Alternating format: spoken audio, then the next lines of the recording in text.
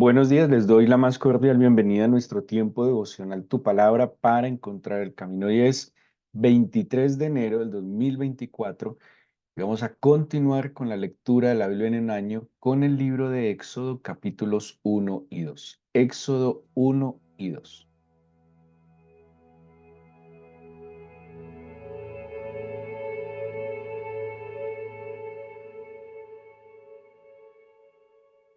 El libro del Éxodo, el segundo libro de la Biblia, segundo libro también de la Torá, del libro sagrado para los judíos, del Pentateuco para nosotros. Es un libro que continúa con la narración que empezamos en Apocalipsis, perdón, en Génesis.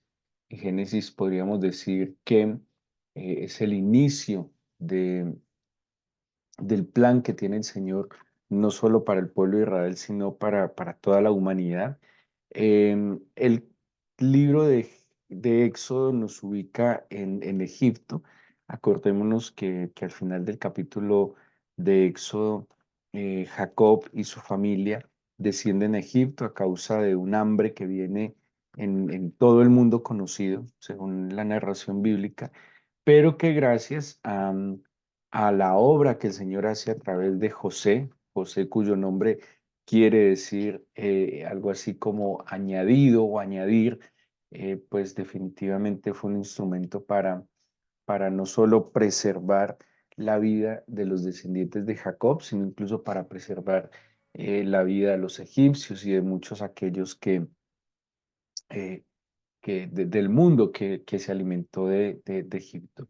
Egipto, algunas personas lo han visto como sinónimo de esclavitud. Es cierto, en cierta manera, en cierto momento histórico, pero también Egipto, en otras narraciones bíblicas, lo podemos identificar como un momento de refugio, ¿sí? La Sagrada Familia fue refugiada en Egipto cuando Herodes quiso matar a los niños. El mismo Jacob y su familia, Israel y su familia, estuvieron refugiados en Egipto en una situación de hambruna en el mundo.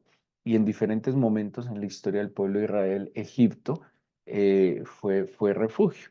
¿Cuándo fue un símbolo de esclavitud? Bueno, cuando el pueblo de Israel se acomodó, cuando el pueblo de Israel se olvidó que tenía una promesa y esa promesa implicaba un mandato. Hay algo muy especial que lo hemos mencionado en otros momentos. Nosotros a veces como cristianos creemos que una promesa del Señor implica que nos crucemos de brazos y que nos quedemos sentados esperando el cumplimiento de esas promesas. En la mentalidad hebrea, ante una promesa del Señor, ellos lo experimentan, además de una promesa, un compromiso de parte del Señor con ellos en una orden, ¿sí? Y cuando dice, te daré la tierra, ellos entienden pues que van a ir a tomar la tierra y que si el Señor la prometió, pues obviamente el Señor de su mano van a lograr este objetivo. O sea, una promesa no solo es un compromiso del Señor y que implica una actitud pasiva, mía, sino que yo, si creo en esa promesa, yo trabajo también en pos de esa promesa, yo camino en pos de esa promesa. Así que el pueblo de Israel se acomoda de alguna manera en Egipto, gozaban de un buen lugar, de prestigio, y llega un momento que lo dice el libro del Éxodo, que se levanta un faraón que no conoció a José. En verdad, el pueblo de Israel no estuvo esclavo en Egipto 400 años, 450 años, sufrió, estuvo oprimido. Es en esta última generación cuando se levanta este faraón que desconoce a José y lo que José había hecho.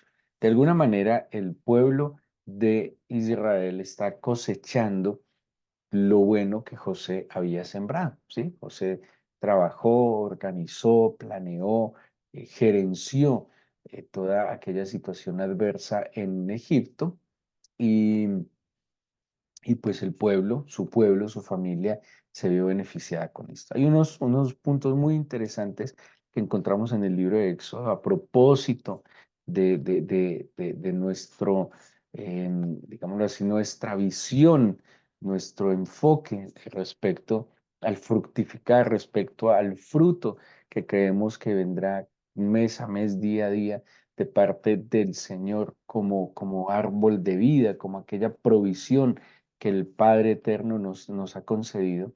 Y nos menciona, pues, que el pueblo de Israel estaba creciendo, que el pueblo de Israel se estaba fortaleciendo, que el pueblo de Israel, dice el versículo 7 del capítulo 1 de Éxodo, dice, los hijos de Israel fructificaron y se multiplicaron y fueron aumentados y fortalecidos en extremo y se llenó de ellos la tierra. Seguramente en algún momento usted ha escuchado algún maestro bíblico decir que la operación matemática favorita del Señor es la multiplicación, ¿sí? Ni siquiera la suma es la multiplicación. La multiplicación es como una suma abreviada, la multiplicación es como una suma más fuerte, es de añadir. Y, y aquí vemos un proceso lógico que está en la bendición que el Señor tiene para su pueblo. Bueno, primero todo parte de un fruto, dice, un fruto. Y alguna vez que estudiábamos algunos de los milagros de la multiplicación de los panes y los peces que están en el Nuevo Testamento, hablábamos de que cuando el Señor mira primero la necesidad, identifica la necesidad, Él pregunta qué hay, ¿sí? O en un caso pregunta, en otro caso le presentan y dicen, hay este poquito de panes, esta porción de peces, o sea, parte de algo, ¿sí? Hay un factor multiplicando del cual parte el Señor. Por eso para que haya un crecimiento, primero tiene que haber un fruto. Si no hay fruto, por más multiplicación que quiera traer el Señor, nos lo enseñaron en la escuela, todo número multiplicado por cero dará cero. Usted puede tener un número astronómico, no sé, 1.000 billones de lo que sea, pero si el fruto es cero, el resultado siempre será cero. Así que lo más importante, y nos lo enseña el mismo versículo 7, es que nosotros debemos ser hombres y mujeres de fruto, ¿sí? Por eso la Biblia advierte que no estemos ociosos ni sin fruto. La Biblia advierte que no podemos ser, digámoslo así, estériles, infructuosos. Nosotros debemos generar, dar un fruto. Y por ejemplo, pensemos en algo que nos lo enseña el Evangelio. Vimos milagros, ¿sí?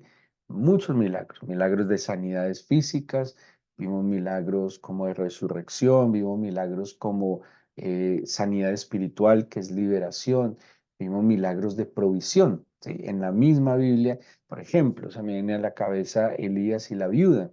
Dice que la viuda estaba preparando una hogaza de pan para era lo último que tenía para morirse de hambre. Estaba ya decidida que no tenía nada más. ¿Qué hace Elías?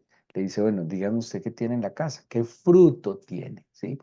Dígame algo de lo cual el Señor pueda partir o el Señor pueda multiplicar. Volviendo a los milagros del Nuevo Testamento, si ustedes recuerdan, muchos milagros tienen que ver con una medida de fe, con un fruto de fe. La fe, de hecho, según Gálatas 5:22, hace parte del fruto del Espíritu, ¿sí? O sea, hay fe, o sea que si usted tiene una medida de fe, el Señor tiene con qué trabajar. El milagro vendrá, ¿sí? El milagro será multiplicado, la obra del Señor será multiplicada cuando haya una medida de fe. Eso es un fruto. La medida ese fruto es una semilla, es algo que yo he sembrado, algo que yo pongo para que el Señor lo multiplique. Yo no puedo llegar simplemente con las manos vacías delante del Señor, sin fe, sin esperanza, sin alguna acción, ¿sí? Que demuestra que yo no soy estéril. Y la obra del Señor es que Él multiplicará el fruto. Usted tiene una situación económica difícil, eh, pues algo tiene que estar produciendo. ¿Sí? Algo tiene que estarse produciendo. Yo no puedo estar en el mundo sin producir absolutamente nada. Eso es lo que el Señor va a multiplicar. Ahora, eh, mm, hay gente que se queja que no hay trabajo, que no hay oportunidades laborales. Siempre hay algo que hacer. Siempre hay algo que hacer. Y el diligente siempre tendrá puertas abiertas. El que es oficioso, el que es trabajador siempre tendrá puertas abiertas. Y Y hay labores que se pueden hacer, seguramente tenemos que dejar a veces un poco el orgullo, a veces la comodidad, pero hay que hacer. Hay algo que yo he admirado mucho pues en amistades y en personas que he conocido desde el pueblo judío, y es que ellos no tienen algo que lastimosamente a veces tenemos nosotros como colombianos, o no sé si sea un problema de Latinoamérica, que somos un poquito pinchados, ¿sí?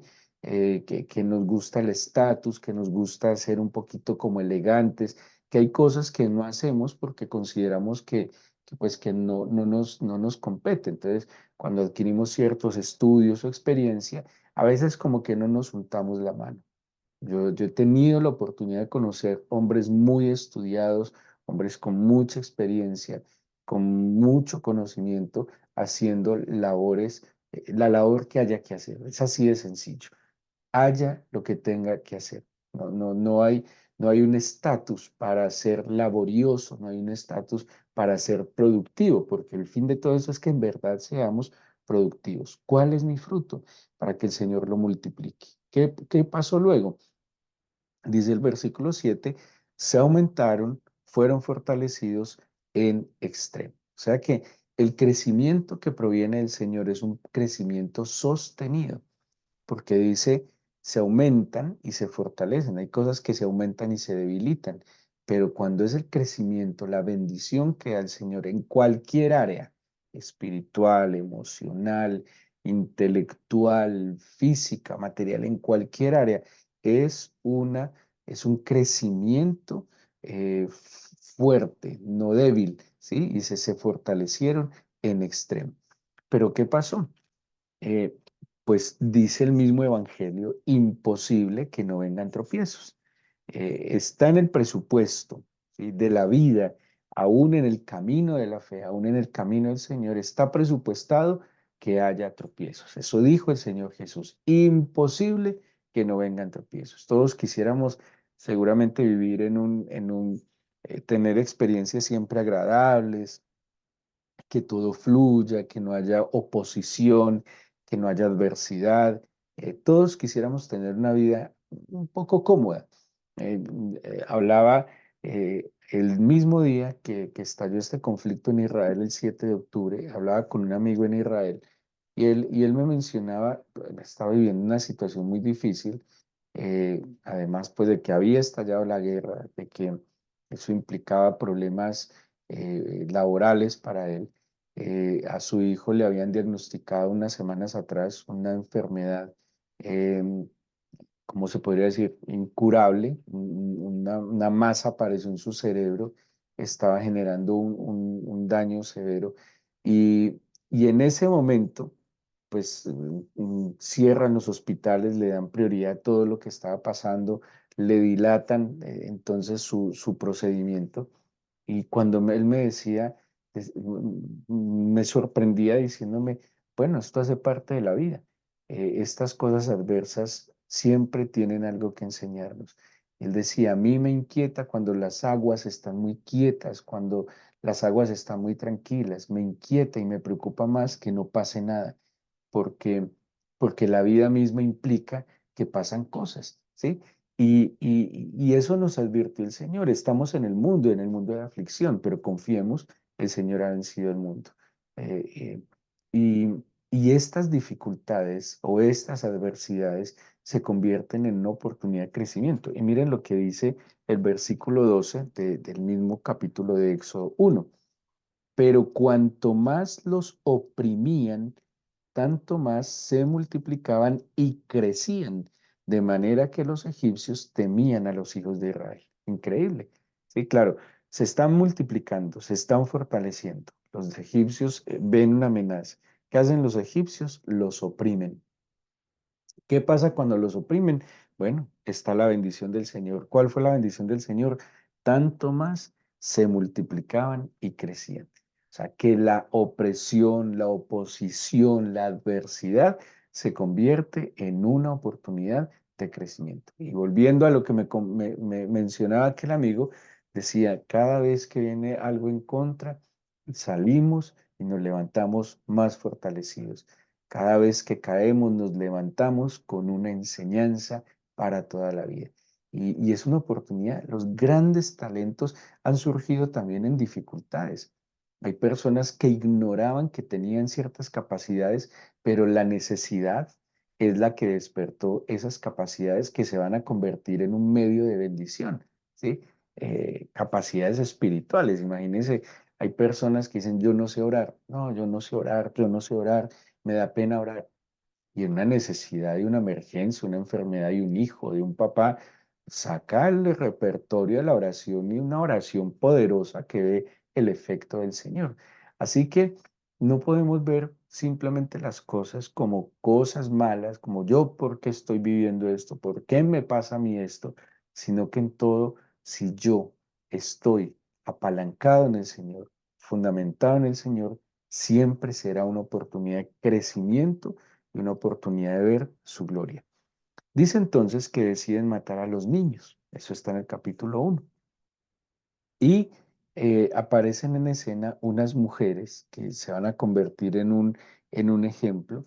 Eh, Estas mujeres eran parteras y dice que el faraón llama a las parteras y les dijo que si era el que nacía, era un niño, debía matarlo y si era niña, la dejaban vivir. Pero mire lo que dice el versículo 17. Entonces, las parteras son mandadas por Faraón a que asesinen al momento del parto a los hijos varones.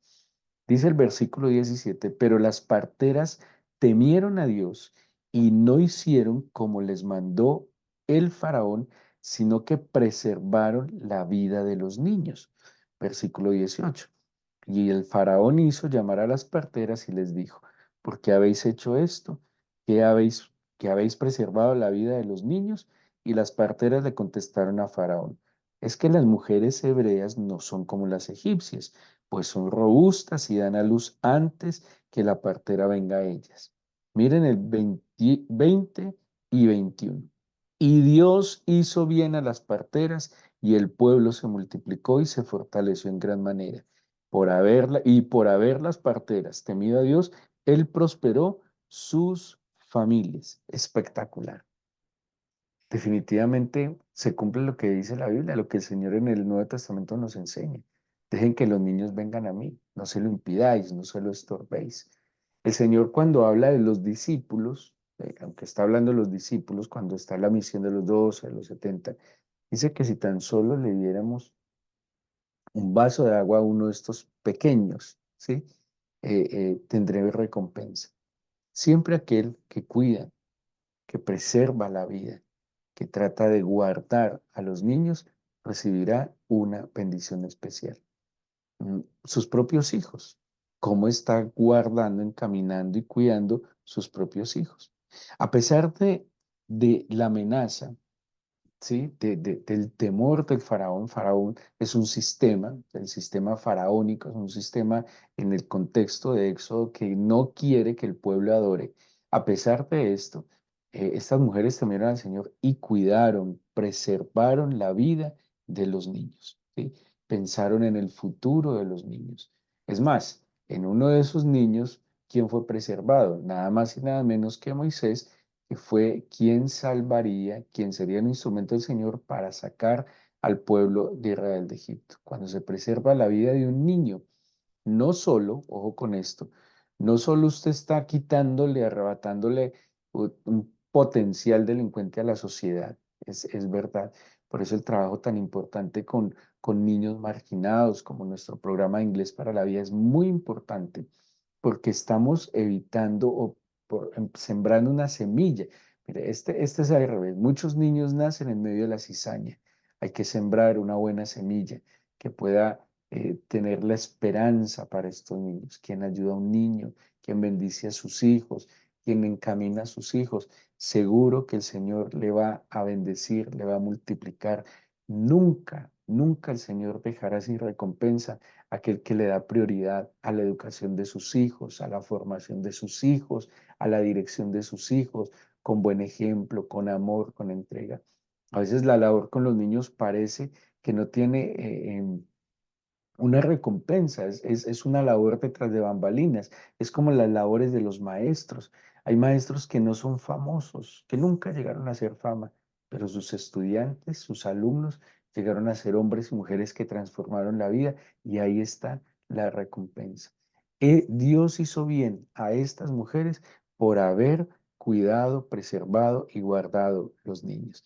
¿Qué es cuidar a los niños? Recibirlos, protegerlos, enseñarlos, instruirlos, amarlos, darles un lugar especial en nuestras vidas, en el corazón, es darles una buena formación, es un buen ejemplo, es en verdad acompañarlos en ese proceso de crecimiento que ya implica una demanda para ellos. Dice entonces que el Señor bendijo a las parteras, pero además el pueblo se multiplicó, se fortaleció y sus familias fueron bendecidas. Mire todo lo que trajo el ayudar, el bendecir, el cuidar, el preservar, el proteger, el instruir a estos niños. Y el capítulo 2, con esto quiero terminar hoy, em, nos enseña algo que pues nosotros a través de la oración debemos y podemos poner en práctica. Dice que ellos estaban definitivamente en una situación muy apremiante, oprimidos. ¿Qué es estar oprimido? Estar oprimido es que estamos limitados, que no tenemos espacio, que no tenemos pues hacia dónde más coger. ¿A dónde más cogemos? ¿Qué otra opción tenemos? No tenemos más camino. Y dice el versículo 23, aconteció que después de muchos días murió el rey de Egipto y los hijos de Israel gemían a causa de la servidumbre, ¿sí?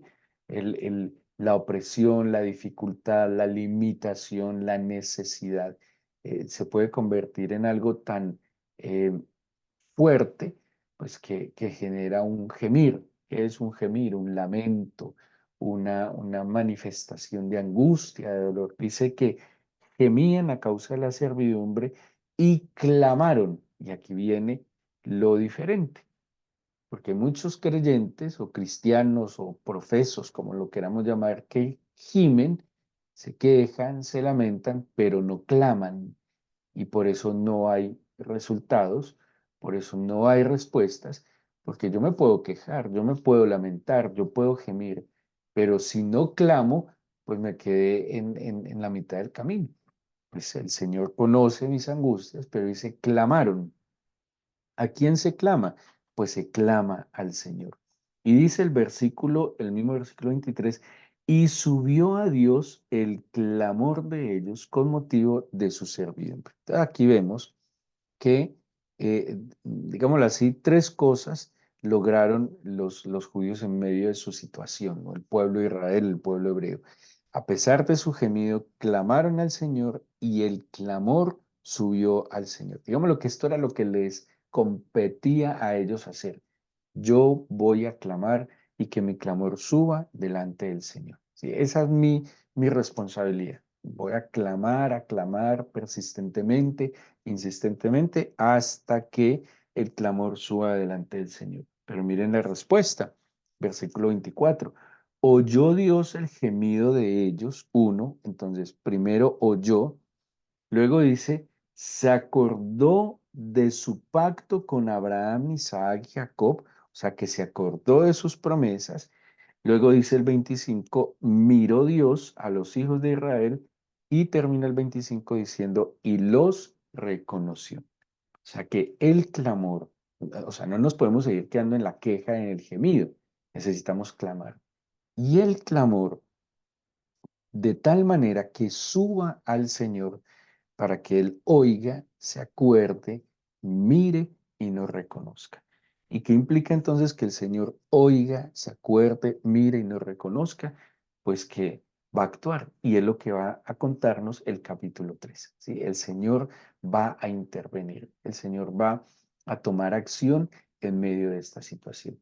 Entonces, si nos seguimos quedando en el gemido, en el lamento, en la queja, no va a pasar nada. No vamos a ver que el Señor actúe en medio de esa dificultad. No vamos a ver que el Señor mire, atienda, escuche, se acuerde de sus promesas. Nosotros seguramente hemos recibido promesas del Señor, que hay promesas del Señor que pues no se han dado, porque como les decía ahora, porque nosotros mismos no las hemos procurado. Porque si yo creyera las promesas, caminaría en pos de la promesa. si yo soy de los que me dan una bendición, una promesa, pero pues vamos a ver si se cumple, creo, ¿no? Eso no es confianza. Eso, acuérdense lo que veíamos en Pedro hace unos días. Cuando yo recibo la promesa, a esa promesa hay que añadirle fe, a esa promesa hay que añadirle conocimiento, hay que añadirle virtud, a esa promesa hay que añadirle afecto fraternal, dice, a esa promesa hay que irle añadiendo para que se cumpla cabalmente, ¿sí? Entonces, vemos acá que es el clamor al Señor lo que va a hacer que Él mire, oiga, se acuerde y entonces ejecute con sus manos lo que ha dicho con sus labios. Vamos a orar y vamos a entregarle este día al Señor a través de nuestra oración.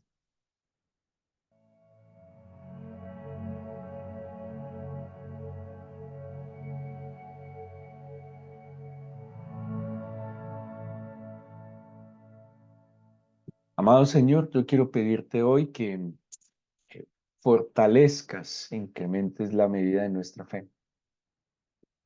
Quiero pedirte, por favor, que en medio de la situación que cada uno puede estar viviendo, nos permitas levantar nuestra mirada y nuestra oración a ti, que nos permitas, Señor, desarrollar la convicción en ti, Señor. Danos una medida de fe para hacer memoria de todas tus promesas. Danos una medida de fe para confirmarnos, Señor, con tu palabra. Danos una medida de fe para confiar en lo que tú dices, Señor.